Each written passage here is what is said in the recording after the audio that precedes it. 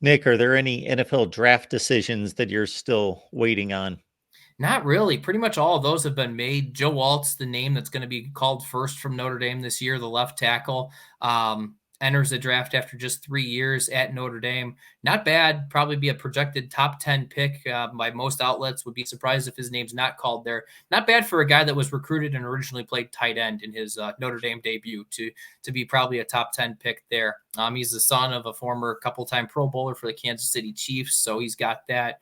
I think he grew up around knowing what it takes to kind of be great and the work you have to put in to be a successful football player at all levels. And so it's not going to be a surprise when he's probably in the top 10, if not challenging for a top 5 draft pick this coming year. Audric Estime, and the running back that the nation knows pretty much everything about. Just the guy that, my goodness, when you talk about looking the part of just a scary, monstrative running back, he is certainly that. I think he's deceivingly fast because you see him and you're like, that guy is a monster. He's huge. He looks like the Hulk, but he can run away from people too. Hurdles guy is very athletic, much more athletic than maybe his size or shape necessarily lends you towards thinking he necessarily is. I was surprised a little bit. Blake Fisher, the junior right tackle from Notre Dame, good career. First game of his career, he started at left tackle for Notre Dame in 2021 as a true freshman. Only became the second player in program history to do that in a season opener as a true freshman. Unfortunately for him, he tore his meniscus against Florida State in a game that Notre Dame won in overtime. Didn't play again until the bowl game that year. Alt's development, his incredibly fast development, unseated Fisher at left tackle then going into last season. And then Alt was just out of the gate great. So Fisher never earned it back to get to that left side again. And I really thought that it would be in his best interest to, if he could show that he could play left tackle, not just right tackle, that he could go from being a third or fourth round pick that he'll probably be somewhere in there this year to, well, if you show that you can do that on the left side, or you can show that you can do that on both sides, that money of being the difference of being a second or late first round pick is great when you come to NFL standards. So I was a little bit surprised by that decision.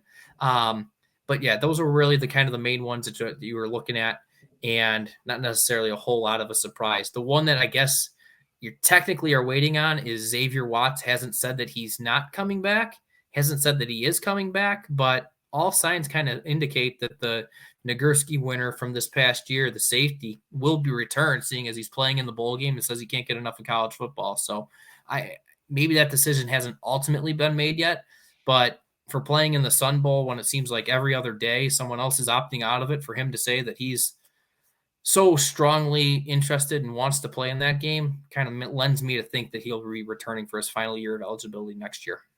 Nick, I got to think for Notre Dame fans, putting the names Oregon State and bowl game in the same sentence, for Notre Dame fans at a certain age, it doesn't bring back the best of memories. Of course, the Fiesta Bowl from over 20 years ago. God, you're making me feel old, Mark. So I'm sorry. Chad Johnson on was you. in college tearing up Notre Dame back then. Chad Johnson is retired for a number of years now. He's changed his name how many times to Chad Ochocinco. I mean, TJ Hushmanzada was on that team. Yeah. Ken Simonton was the running back on Oregon State. Yeah, that was a destruction of epic proportions in that 2000 Fiesta Bowl. Oof. It was. And, bowl games aren't what they used to be. But at the same time, Marcus Freeman's first dive into bowl play was a successful one in a really fun matchup against South Carolina, very entertaining Gator Bowl game. Well, actually, I mean, he did coach the Fiesta Bowl in his first game. That's right. It was a good first half. And that's then, right. Yes, a big lead was blown in that one against Oklahoma State. So I got to think that nobody's too amped up for this one, but still, I'm a college football nerd. And you put two Power 5 programs on the same field that rarely play each other, if ever. And I'm a sucker for it. So what are you looking to get out of this Notre Dame Oregon State matchup at the Sun Bowl? I think you have to take advantage of it being, you used to hear so much about, well, get to that bowl game because then you get 15 more practices for next year.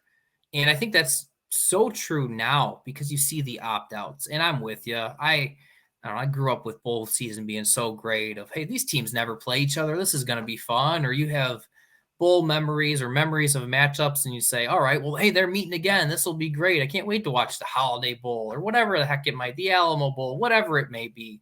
And it might not be the same, but I guess like some of the interesting storylines for this are Marcus Freeman. I don't know if behind closed doors he's the same way, but every time there's a microphone in front of his face, don't try telling him that this game doesn't matter. Don't try telling him that this is an exhibition or anything along the lines.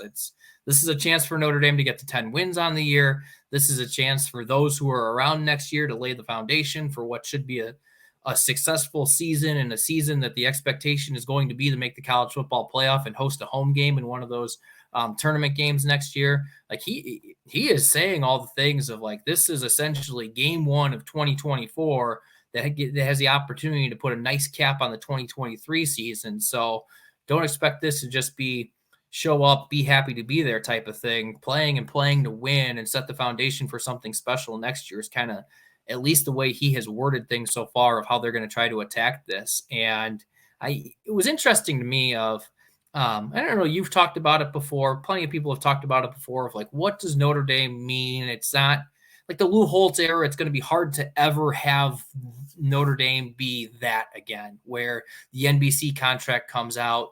Just the way college football and the TV structure and everything around it now is, if you want to watch Penn State any Saturday, you can. If you want to watch Florida State any Saturday, you can, because of how advanced TV is, and you can stream games, you can do whatever you need to do. So the NBC contract isn't quite the same. Like maybe the hype isn't there the same that it was under Lou Holtz, and maybe that might not ever return.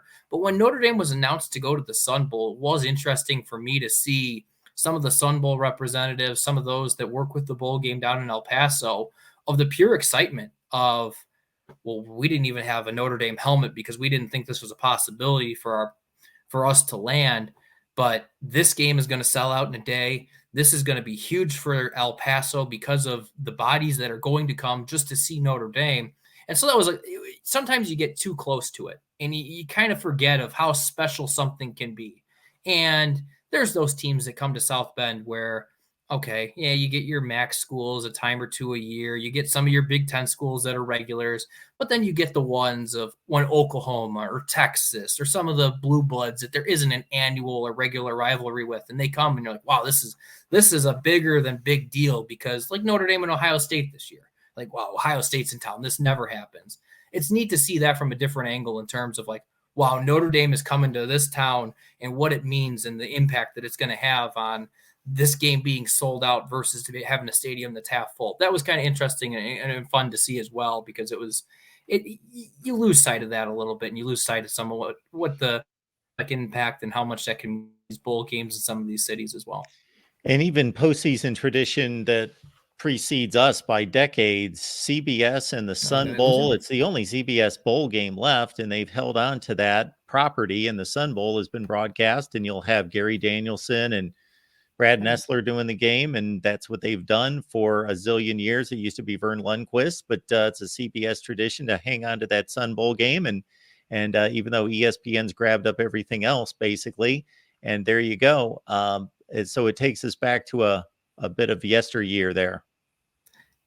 Yeah, a little bit. It's surprising to me, like when you look up the history of the Sun Bowl, outside of the Rose Bowl, it's the second oldest bowl game in all of college football. And so, yeah, I was always a sucker for Vern.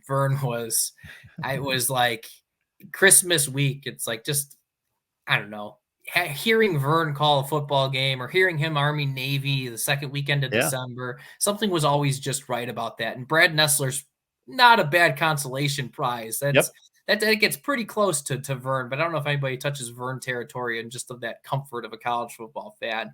But yeah, it's definitely, I don't know, maybe it's nostalgic. Maybe it's just me being a college football nerd of, all right, Notre Dame's playing a bowl game. It might not be the biggest bowl game in the world. It might not even feature a whole lot of guys that made the 2023 season, made an impact on the 2023 season, but it's the last one of these things we get until late next August. So treasure it, enjoy the 3.5 hours of it, because the second it goes away, you know as well as anyone, it's a long time from January until late August once the ball goes in the air again. Longest off season in sports. There you go. Nick Shepkowski, Irish Wire. Head on over there, check out Nick's work. all the personnel situation scenarios that we just discussed. He takes a deeper dive there and so many other odds and ends there regarding Notre Dame football. Nick, we appreciate you breaking things down for us. Absolutely, Mark. Anytime. Appreciate you making time.